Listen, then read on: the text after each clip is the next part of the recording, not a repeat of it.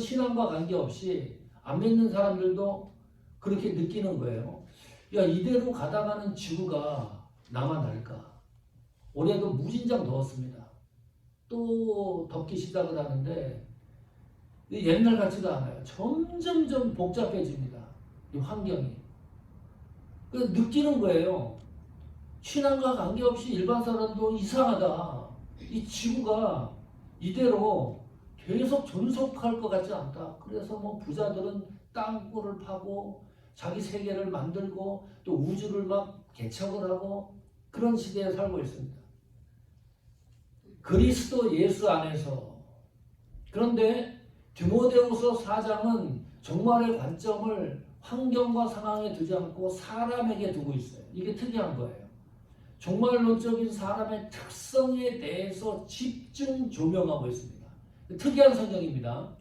디모데후서 4장 3절 보십시오. 디모데후서 4장 3절 같이 읽어보겠습니다. 시작.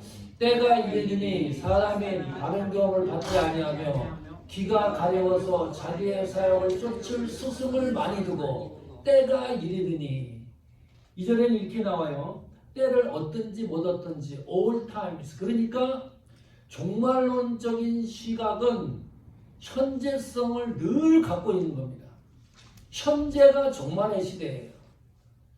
디모데후서 4장의 시대도 종말의 시대고 지금도 종말의 시대에 현 시점이 우리는 종말의 시대에 살아가고 있는데 그 사람의 특징 가운데 하나가요. 바른 교훈을 받지 않는다. 무슨 말인가요? 하나님 말씀, 복음을 받지 않는다.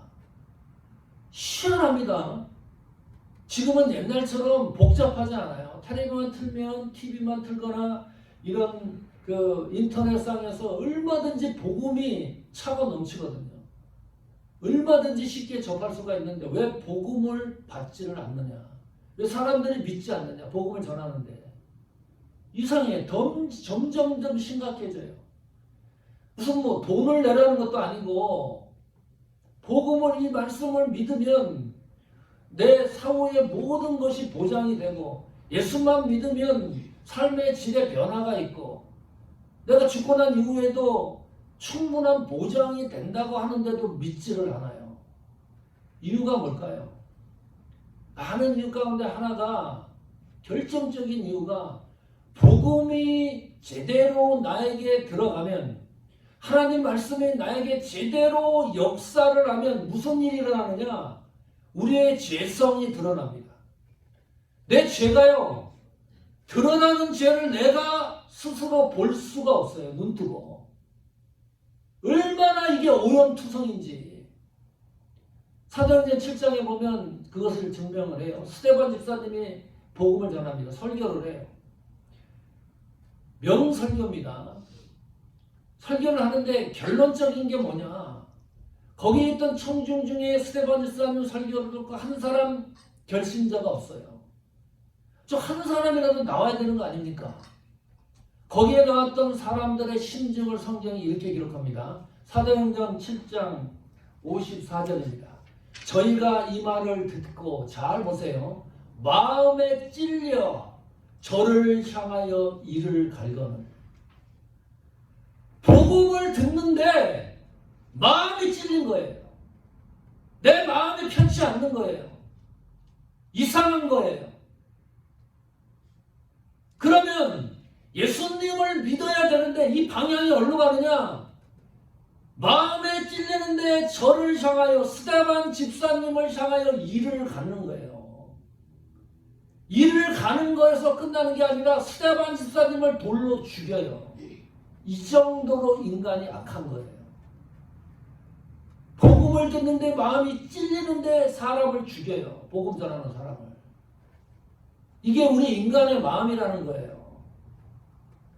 그러니까요. 내가 예수 믿는다는 건 기적 중에 기적입니다. 이거는 세상에 이런 기적이 일어날 수가 없는 거예요. 이런 성경을 보면 이게 평범한 거거든요. 복음 전하고 믿지 않고 찔리는데 악한 마음이 더 드는데 내가 그 가운데 복음을 듣고 예수를 믿고 있다.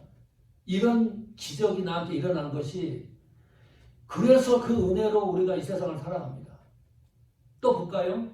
4절입니다. 디모데후서 4장 4절 보면 또 그 길을 진리에서 돌이켜 허탄한 이야기를 쫓으리라. 이게 우리 인간의 본질적인 모습이라는 거죠. 진리에 돌이켜 하나님 복음에서 돌이켰다. 허탄한 이야기, 쓸모없는 이야기만 쫓는 겁니다. 진리에 돌이켰다. 복음에서 돌이킨 거예요.